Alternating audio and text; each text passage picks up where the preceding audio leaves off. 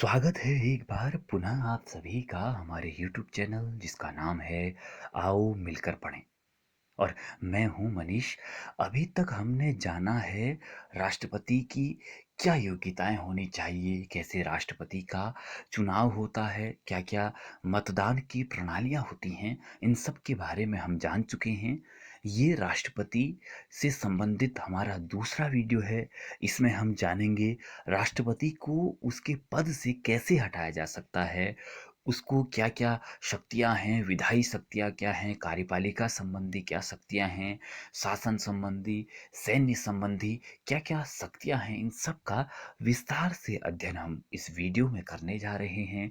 यदि आपको हमारे वीडियो अच्छे लगते हैं, तो इसे लाइक, शेयर करना ज़रूर याद रखें। राष्ट्रपति पर महाभियोग को लेकर बात करें, उससे पहले हम सभी साथियों से यही कहेंगे कि आपको राष्ट्रपति के बारे में यदि अच्छे से जानना है तो हमारा पहला वीडियो भी ज़रूर देखें। वहाँ हमने विस्तार से चर्चा की है कि राष्ट्रपति को लेकर जो अनुच्छेद शुरू होते हैं वो हमारे संविधान में किस भाग में और कहाँ से शुरू होते हैं। साथ ही साथ राष्ट्रपति के चुनाव संबंधी जो जो प्रणालियाँ अपनाई जाती हैं उनका भी हमने जिक्र उस वीडियो में किया है और कुछ शक्तियों का जिक्र भी किया है। इसलिए आप उस वीडियो को यदि देखकर इस वीडियो को देखेंगे तो आपको ज़्यादा बेहतर समझ में आएगा। अब बात करते हैं राष्ट्रपति पर महाभियोग। राष्ट्रपति पर महाभियोग अनुच्छेद 56 और अनुच्छेद 61 में उल्लेखित है। महाभियोग तभी लाया जा सकता है राष्ट्रपति पर जब राष्ट्रपति के द्वारा संविधान पर अतिक्रमण किया जा रहा हो। अतिक्रमण का अर्थ आप ऐसे समझ सकते हैं, यदि राष्ट्रपति द्वारा हमारे राष्ट्र के संविधान पर छेड़छाड़ की जा रही हो तो राष्ट्रपति को महाभियोग द्वारा उसके पद से हटाया जा सकता है। राष्ट्रपति के विरुद्ध जो महाभियोग लाया जाएगा वो संसद के किसी भी सदन में लाया जा सकता है, लोकसभा में भी लाया जा सकता है सबसे पहले, या राज्यसभा में भी लाया जा सकता है। लेकिन ये बात अनिवार्य है कि राष्ट्रपति को 14 दिन पहले इसकी सूचना देनी पड़ेगी, जिसे हम अग्रिम सूचना कह सकते हैं, राष्ट्रपति को देनी होगी।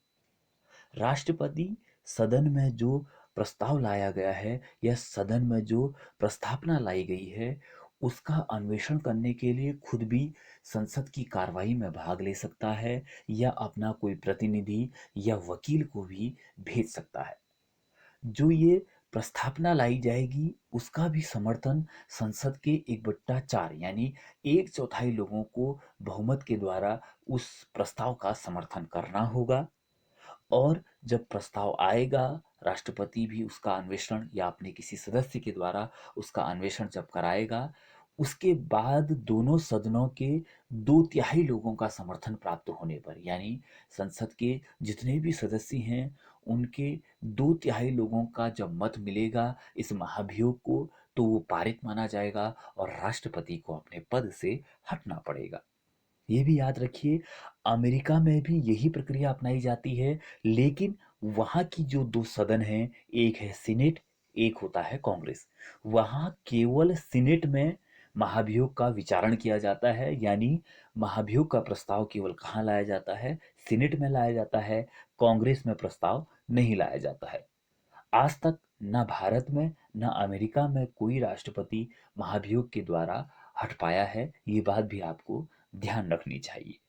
महाभियोग ये जो शब्द है दोस्तों, ये एक ब्रिटिश परंपरा से उत्पन्न हुआ है, जिसका अर्थ किसी सरकारी अधिकारी को बिना किसी सरकारी अनुबंध या महाभियोग द्वारा दोष सिद्ध किए जाने पर या पद से हटाने की एक प्रक्रिया कही गई है और इसे कहा गया है।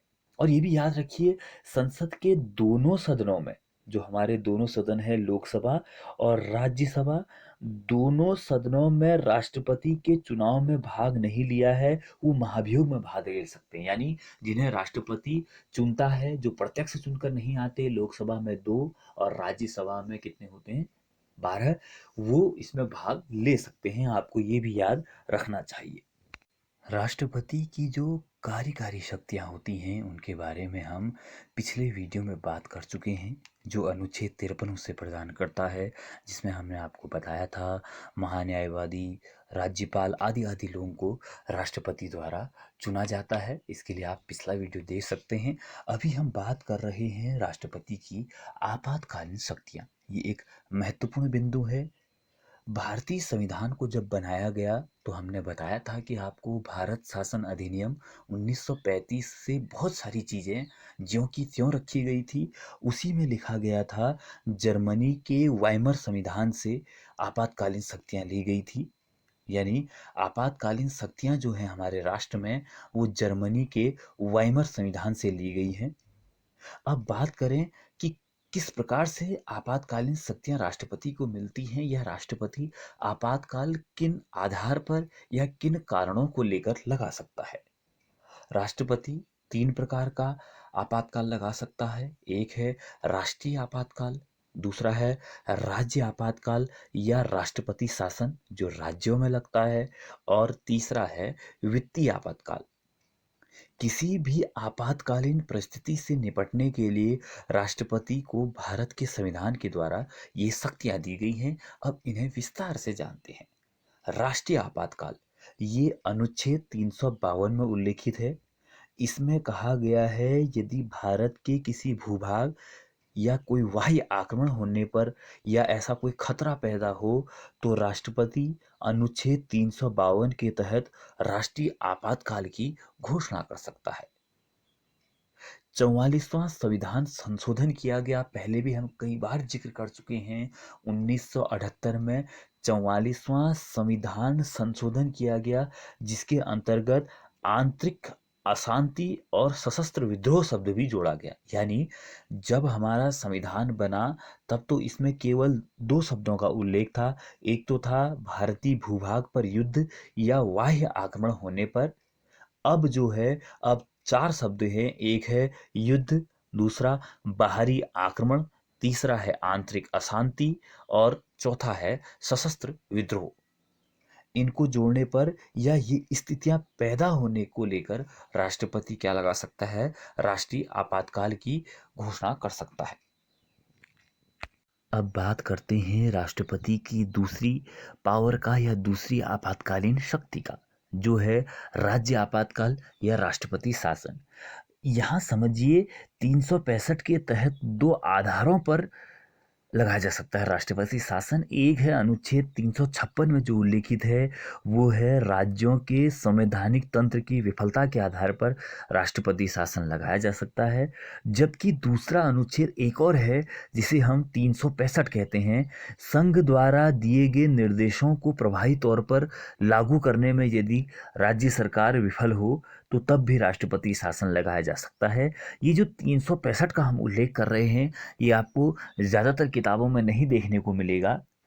ये राष्ट्रपति शासन की घोषणा की शक्ति के अधीन है कि वो 365 में ये प्रावधान करता है कि राज्यपाल को रिपोर्ट प्राप्त हो या ये पता चले कि राज्य का संवैधानिक तंत्र असफल हो गया है, या यूं कहें कि वहाँ अब किसकी सरकार नहीं बन पाई है, या समय पर चुनाव नहीं हो पाए हैं, या किसी भी सरकार को पूर्ण बहुमत नहीं मिला है, या अल्पमत में आ गई हो। ये सब कारण हैं जिसके आधार पर राज्यपाल राष्ट्रपति शासन की घोषणा कर सकता है। और यदि राज्य केंद्र के निर्देशों को लागू करने में असफल रहा हो, तब भी राष्ट्रपति द्वारा राज्य में आपातकाल की घोषणा की जा सकती है। दोबारा बता रहे हैं, ये अनुच्छेद 365 में उल्लेखित है। ये आपको याद रखना है, ये एक अनिवार्य बिंदु है। राष्ट्रपति राज्यपाल के जरिए क्या करेगा, राज्यों में राष्ट्रपति शासन लगाएगा, क्योंकि राज्यों में राष्ट्रपति का प्रतिनिधि कौन होता है, वो होता है राज्यपाल। बात करें राष्ट्रपति की तीसरी आपातकालीन शक्ति की, तो वो है वित्तीय आपातकाल। वित्तीय आपातकाल अनुच्छेद 360 में उल्लेखित है, जिसमें कहा गया है कि यदि राष्ट्रपति को ऐसा लगता हो कि राष्ट्र की वित्तीय स्थिति सही नहीं है या वित्तीय स्थिति खराब हो चुकी है, तो वो घोषणा कर सकता है अनुच्छेद 360 के अंतर्गत कि राष्ट्र में वित्तीय आपातकाल लगेगा। यहाँ पर ये बात ध्यान देने योग्य है, अभी तक वित्तीय आपातकाल एक बार भी नहीं लगा है। हमारे राष्ट्र में। और साथ ही साथ ये भी याद रखिए 1991 में एक बार ऐसी स्थिति पैदा हुई थी जब हमने उदारीकरण की नीति अपनाई थी, लेकिन तब स्थिति संभल गई। हालांकि अभी जब से ये महामारी फैली है, कोरोना महामारी, तो ऐसा माना जा रहा था कि शायद राष्ट्र में वित्तीय आपातकाल लगने की या लगाए जाने की प्रबलता बड़ी हो या संभावनाएं बड़ी हो, लेकिन भविष्य को कौन जानता है, इसके बारे में कुछ नहीं कहा जा सकता। अभी हम जो बात कर रहे हैं वो केवल आपातकालीन शक्तियों के बारे में बात कर रहे हैं। तो आपको बताते चलें 352 के तहत 3 बार राष्ट्र में राष्ट्रीय आपातकाल लगा है। और जबकि राज्यों में संवैधानिक तंत्र विफल होने पर लगते रहता है राष्ट्रपति शासन, सबसे पहले पंजाब में लगा और सबसे ज़्यादा बार भी पंजाब में लगा है। उत्तराखंड में 2016 में लगा, जब हरीश रावत मुख्यमंत्री थे। उनके कुछ विधायक पार्टी को छोड़कर चले गए, जिसके चलते सरकार अल्पमत में आ गई। हालांकि सुप्रीम कोर्ट के निर्णय के बाद दोबारा सरकार बहाल हो गई थी। लेकिन ये स्थितियां राज्यों में बनती रहती है। हमारे यहाँ लोकतंत्र है, तोड़ मरोड़ कर सरकार बनाई जाती है। ये कुछ विसंगतियां कही जा सकती हैं हमारे संविधान की, या हमारे नेताओं की, या राजनेताओं की, जो सत्ता में लगातार बैठे रहने के लिए कुछ भी हद तक कर गुजरने को तैयार रहते हैं। चलिए फटाफट राष्ट्रपति की कुछ अन्य शक्तियों का जिक्र कर लेते हैं। वित्तीय शक्तियों की बात करें तो धन विधेयक राष्ट्रपति की अनुमति के द्वारा ही संसद में प्रस्तुत किया जाता है। धन विधेयक क्या होता है, इसे हम आपको अगले वीडियो में विस्तार से बताएंगे। अभी इतना जान लीजिए, धन विधेयक केवल लोकसभा में ही पारित हो सकता है, उसे राज्यसभा में ले जाने की अनुमति नहीं होती, या राज्यसभा यदि अपनी अनुमति ना भी दे तो धन विधेयक को पास मान लिया जाता है। और बात करें कोई अनुदान हो तो उसकी मांग करनी हो तो सबसे पहले राष्ट्रपति के पास इसकी सिफारिश करनी पड़ती है, तभी वो पारित होता है। और जो केंद्रीय बजट होता है, जिसे हम कह सकते हैं वार्षिक वित्तीय वितरण जो है, उसे संसद की पटल पर रखवाता भी राष्ट्रपति है। हालांकि उसे रखता वित्त मंत्री है, लेकिन रखवाने का कार्य जो करता है, ऐसा संविधान में उल्लेखित है कि वो कौन करता है, राष्ट्रपति करता है। राष्ट्रपति भारत की आकस्मिक निधि से कोई अदृश्य या भविष्य को लेकर कोई आपदा आ जाए तो उसके लिए कोई भुगतान करना हो अग्रिम तौर पर, तो उसकी व्यवस्था भी राष्ट्रपति के द्वारा की जाती है। और सबसे महत्वपूर्ण है यहाँ पर अनुच्छेद 280 में उल्लेखित है वित्त आयोग। वित्त आयोग का गठन भी राष्ट्रपति करता है, आपको ये याद रखना है।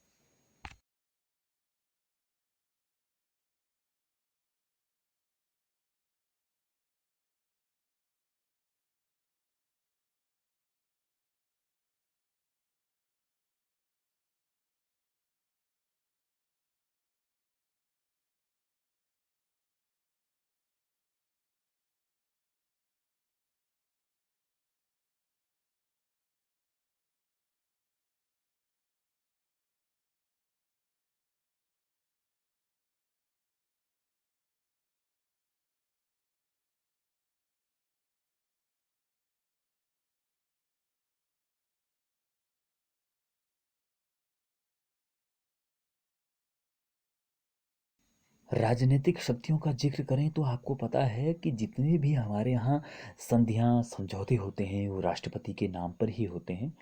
सैन्य शक्तियों की बात करें तो राष्ट्रपति सैन्य बलों का सर्वोच्च सेनापति होता है। वो थल सेना, वायुसेना, नौसेना का प्रमुख होता है और इसके प्रमुखों की नियुक्ति भी करता है।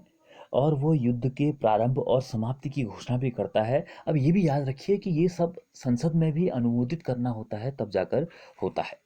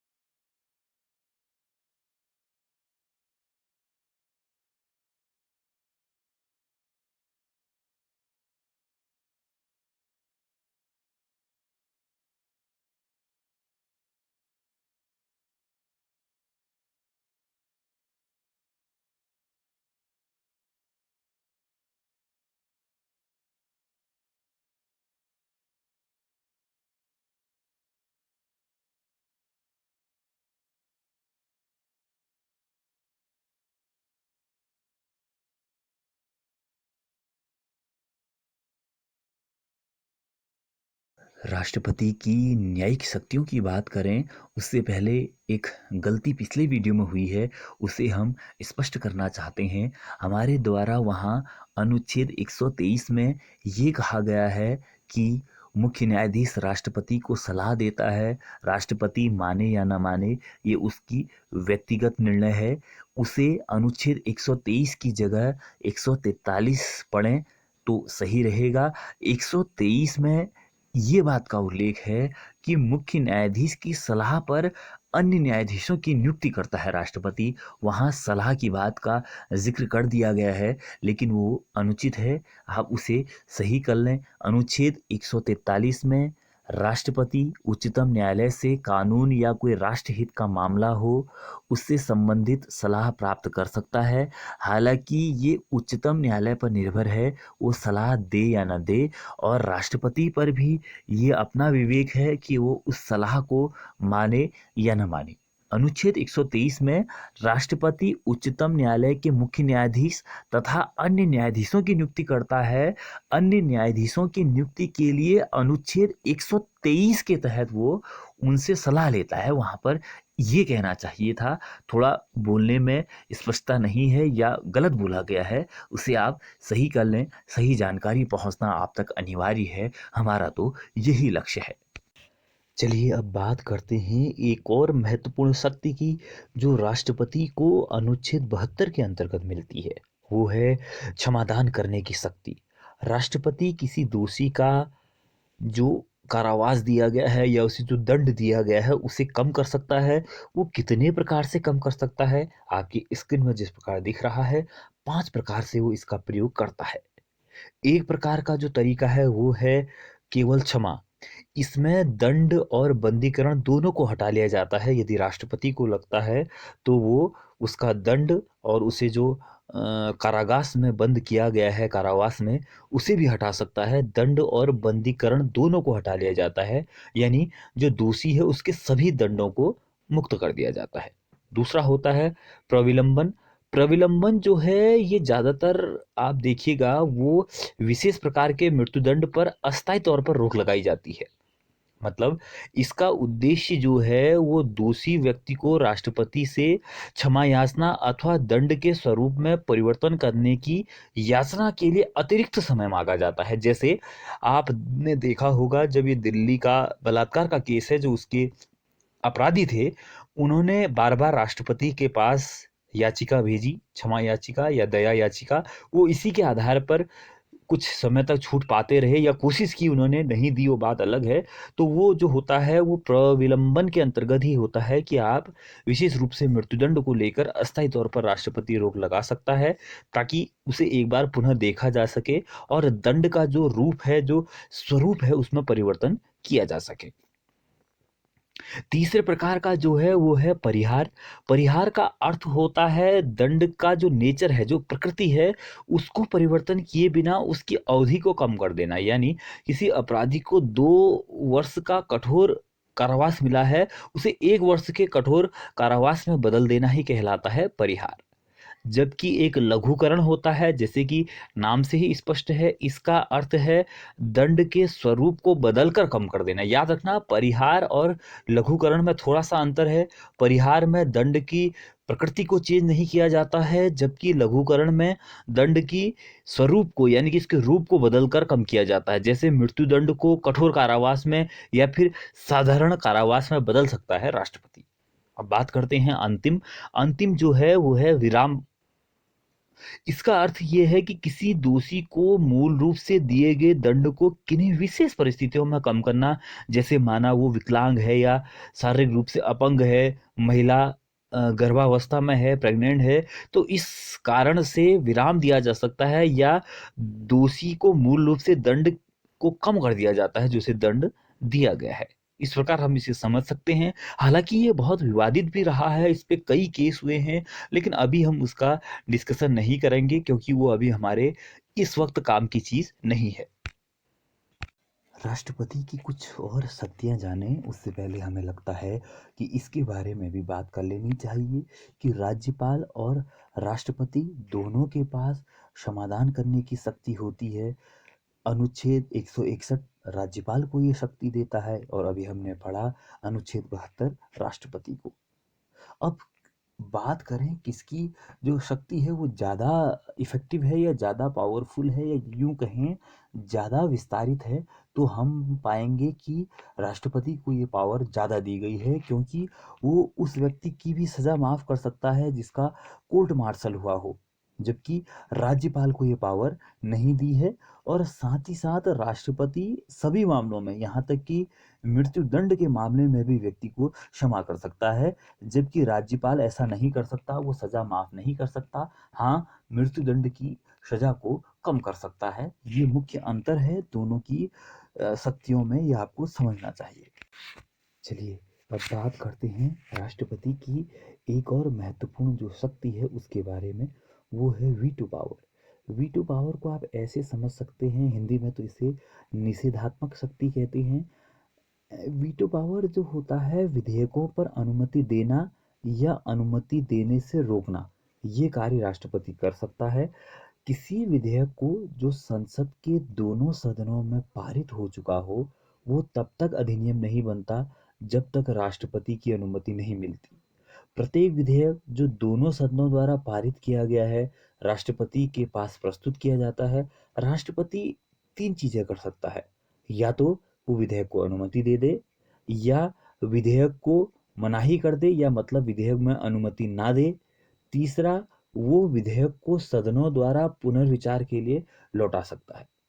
यहाँ पर ये बात याद रखिए कि धन विधेयक को पुनर्विचार के लिए राष्ट्रपति नहीं लौटा सकता है, इसमें उसे साइन करने ही पड़ते हैं।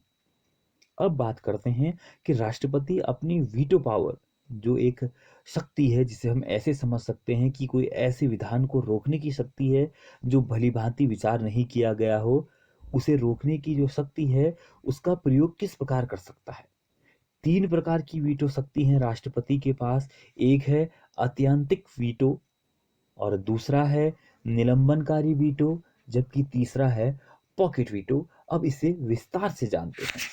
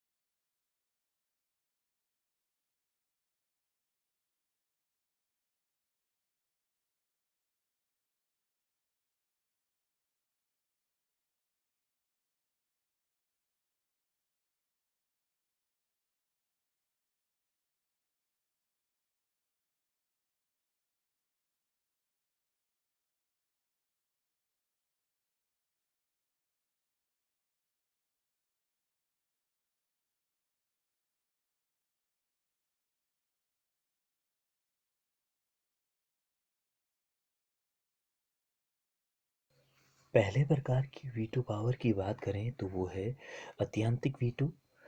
इसमें राष्ट्रपति ये करता है कि संसद द्वारा पारित विधेयक को अपने पास सुरक्षित रख लेता है और इस प्रकार ये विधेयक समाप्त माना जाता है और अधिनियम नहीं बन पाता।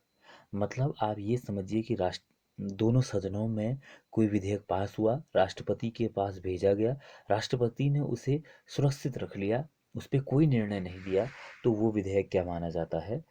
अत्यंतिक वीटो माना जाता है, या यूँ कह सकते हैं कि राष्ट्रपति द्वारा अपनी अत्यंतिक वीटो पावर का प्रयोग किया गया। 1954 में राष्ट्रपति डॉक्टर राजेंद्र प्रसाद ने एक पीईपीएसयू विनियोग विधेयक था, उस पे ये निर्णय लिया था। ये विधेयक तब लाया गया जब राज्यों में राष्ट्रपति शासन चल रहा था, तो विधेयक लाया गया। लेकिन जब विधेयक स्वीकृति के लिए राष्ट्रपति के पास भेजा तो राष्ट्रपति शासन हटा लिया गया था। मतलब समझिए इसे कि राष्ट्रपति के पास गया, वापस भी नहीं आया और वहीं से क्या हो गया, डिसमिस हो गया, ये कह सकते हैं आप। उसका विधेयक समाप्त हो जाता है यदि राष्ट्रपति के पास वो सुरक्षित रहे और नीचे ऐसी कुछ परिस्थितियां बन जाएं कि सत्ता परिवर्तन हो जाए, या यूँ कहें जैसे एक और उदाहरण से आप समझ सकते हैं। जैसे एक मंत्रिमंडल ने त्यागपत्र दे दिया, विधेयक पास हुआ, मंत्रिमंडल ने त्यागपत्र दे दिया, जो नया मंत्रिमंडल बना उसने राष्ट्रपति से कहा कि वो पुराने मंत्रिमंडल को बर्खास्त ना करे या उसकी सहमति के लिए सलाह ना दे। तो इस प्रकार भी क्या कह सकते हैं हम, इसी का प्रयोग हुआ जो है अत्यंतिक वीटो। इसे ऐसे समझ सकते हैं साधारण भाषा में। अब बात करते हैं निलंबनकारी वीटो। ये थोड़ा आसान है। राष्ट्रपति इस वीटो का प्रयोग तब करता है जब किसी विधेयक को संसद के पुनर्विचार हेतु लौटाता है। मतलब संसद में पास हुआ, राष्ट्रपति के पास भेजा गया पुनर्विचार के लिए, राष्ट्रपति ने, माफ कीजिएगा, राष्ट्रपति ने पुनर्विचार के लिए उसे वापस भेज दिया, कहाँ? संसद के पास। अब राष्ट्रपति को साइन करने पड़ेंगे यदि उस विधेयक को संसद बिगर संशोधन के द्वारा कोई संशोधन ना करे और फिर से भेज दे राष्ट्रपति के पास, तो राष्ट्रपति फिर बाध्यकारी है साइन करने के लिए या अपने हस्ताक्षर करने के लिए। ये थोड़ा राष्ट्रपति को कमजोर बनाती हैं शक्तियां, लेकिन हमारा शासन व्यवस्था या हमारा संविधान यही कहता है। तीसरे प्रकार की शक्ति है पॉकेट वीटो। पॉकेट वीटो में ना तो विधेयक को सहमति देता है, ना उसमें अस्वीकृति जाहिर करता है और ना ही उसे लौटाता है, और अनिश्चित काल के लिए विधेयक को लंबित कर देता है। मतलब अपनी पॉकेट में रख लेता है उसे, ना सकारात्मक कोई निर्णय देता है ना नकारात्मक कोई निर्णय देता है। ये जो पावर है ये क्या कहलाती है? पॉकेट वीटो की पावर कहलाती है। अब यहाँ पर ये चीज ध्यान दीजिएगा दोस्तों कि संविधान संशोधन से संबंधित जितने भी अधिनियम हैं उनमें राष्ट्रपति को वीटो शक्ति की पावर नहीं होती है। ये महत्वपूर्ण बिंदु है। ये जो किया गया वो 24वें संविधान संशोधन 1971 के अंतर्गत किया गया कि राष्ट्रपति को अपनी स्वीकृति जो संविधान संशोधन के विषय हैं उनमें देनी ही पड़ेगी। चलिए अब जानते हैं एक और सबसे महत्वपूर्ण शक्ति के बारे में जिसका वर्तमान समय में सबसे ज़्यादा प्रयोग हो रहा है, वो है अध्यादेश जारी करने की शक्ति।